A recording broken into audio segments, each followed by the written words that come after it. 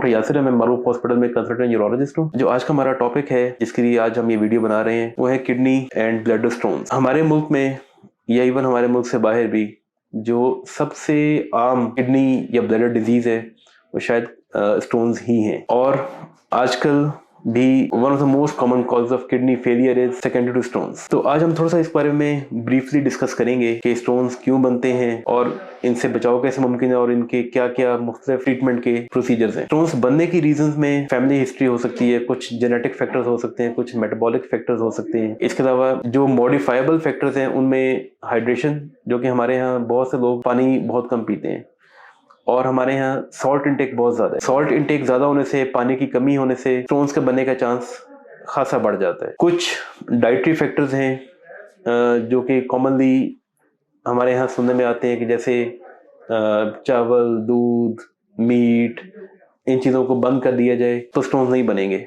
इन चीज़ों को मिनिमाइज ज़रूर किया जा सकता है लेकिन इन चीज़ों को बंद करने की कोई ज़रूरत नहीं है। और स्टोन्स बनने के बाद इनको निकालने के मुख्तलिफ तरीक़ाकार हैं जिनमें शॉकवेव का प्रोसीजर भी जिसको हम कहते हैं लिथोट्रिप्सी, और कुछ एंडोस्कोपिक प्रोसीजर्स हैं जो कि मोस्ट कॉमनली यूज किए जाते हैं। इनसे आजकल ओपन सर्जरीज का होना बिल्कुल तकरीबन यानी खत्म हो गया है। और ओपन सर्जरीज का तो जरूरत तब आती है जब या तो बहुत बड़े हों या एंडोस्कोपिक तरीकेकार से इनको निकाला ना जा सके। लास्ट जो हमारा पॉइंट है कि स्टोन्स को बनने से कैसे रोका जाए, तो इसके लिए ब्लड और यूरिन वर्कअप किया जाता है जिसमें देखा ही जाता है कि ये स्टोन्स बने हैं तो किस वजह से बने हैं, ताकि उस पर वजह को प्रॉपरली टारगेट किया जाए। और उसके मुताबिक हम अपनी डाइट को मॉडिफाई करते हैं, लाइफस्टाइल को मॉडिफाई करते हैं और एक रूटीन को एडजस्ट किया जाता है ताकि स्टोन्स बनने के चांस को मिनिमाइज किया जा सके। This is all for today's stone discussion.